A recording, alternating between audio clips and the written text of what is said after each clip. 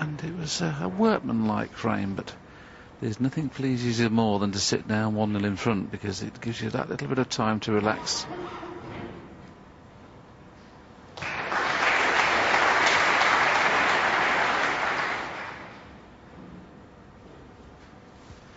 Not straightforward this, because whichever side of the pack he lays into, he'll be leaving some sort of pot on. But it's a good break.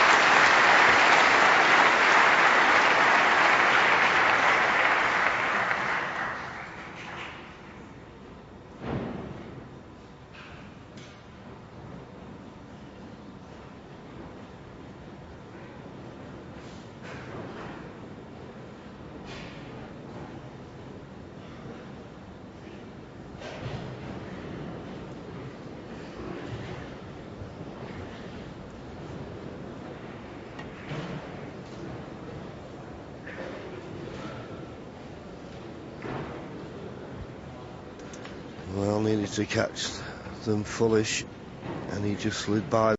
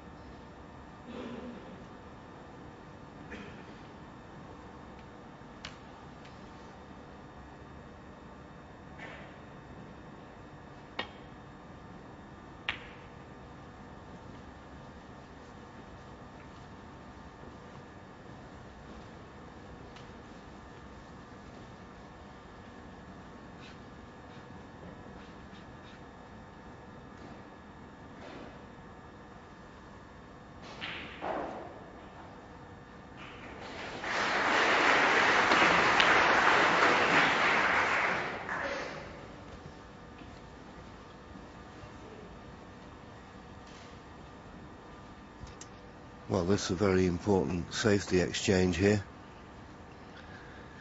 Jamie Cope 9 points behind, but you feel whoever pots the next red would go favourite to win the frame.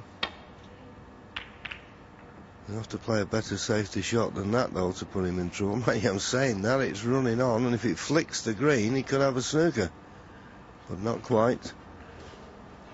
May take the pot on here, the one that's just about on the pink spot there, cut it into the right-hand corner, as long as he doesn't cannon the blue on the way back, which he shouldn't do, really.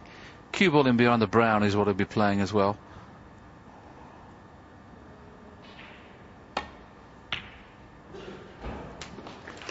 Got the pot, did he get behind the brown? Yeah, I think so. Well, he will be now, for certain. And it'll be Jamie Cope playing the next shot. But that was all brought about because Jamie Cope didn't get a good safety, and he left that chance of a pot for Ryan. In it went. And that's how quickly a game can turn.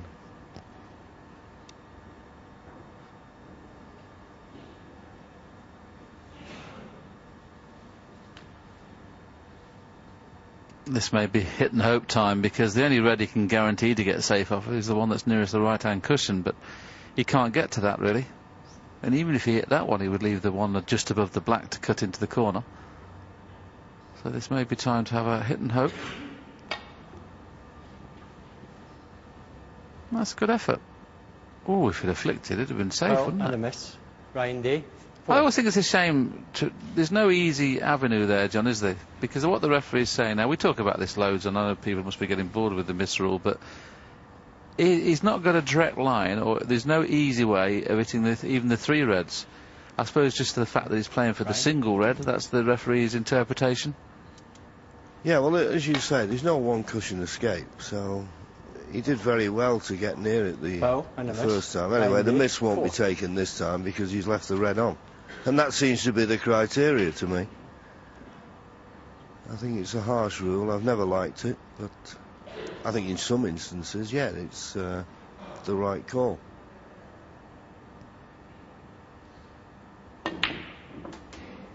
One. I think it certainly affects players' thinking sometimes at the end of a fray.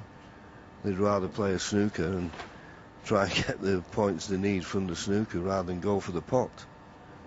That's definitely crept into the game for me. And that wasn't what it was meant to do.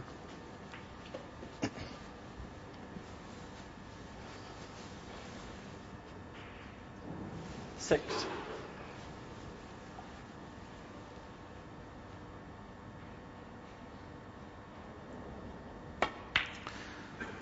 Well, he can win the frame without worrying about the one that's on the side cushion, so these next 2 reds and 2 pinks after this pink should be straightforward. So, albeit I still don't think Ryan Day's settled yet, he should level at 1-all.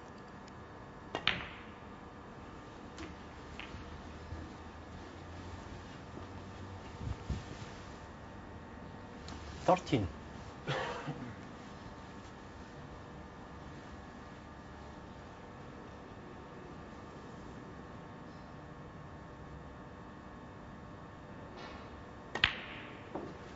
14.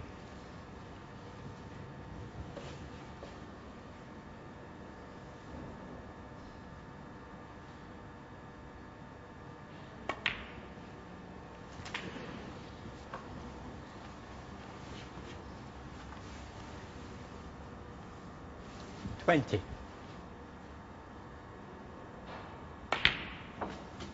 21.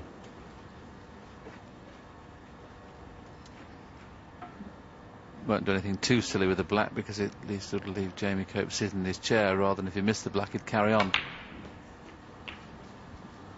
The fact there's now 46 points in it, you would think that Jamie would probably concede. 28.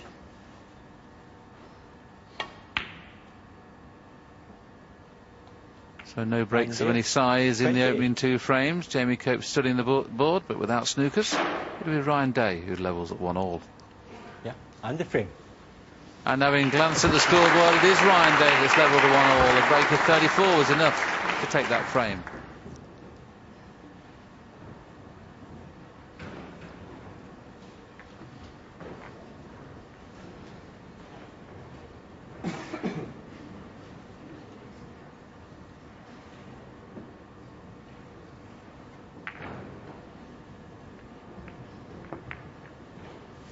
Well, what we've seen so far, John, I think is what we expected. We thought it would be a close match. I don't think either player has yet settled. It's a big match for both of them, a quarter-final of a ranking event.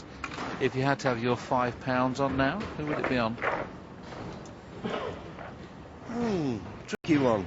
I was very impressed with Ryan Day, the way he coped with Mark Selby coming back last night.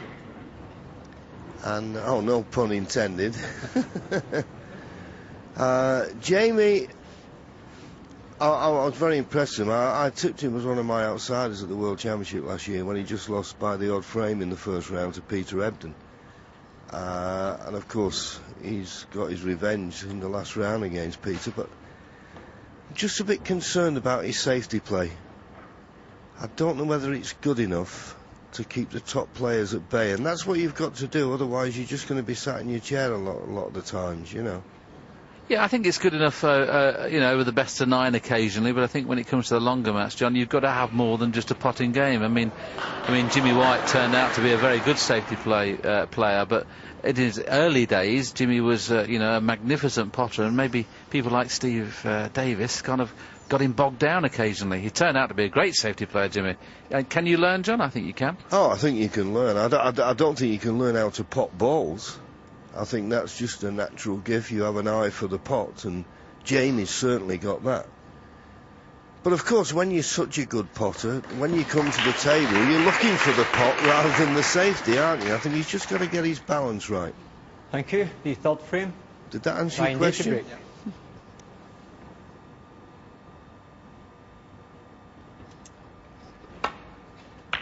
So both players have settled down now. They've both got a frame on the scoreboard.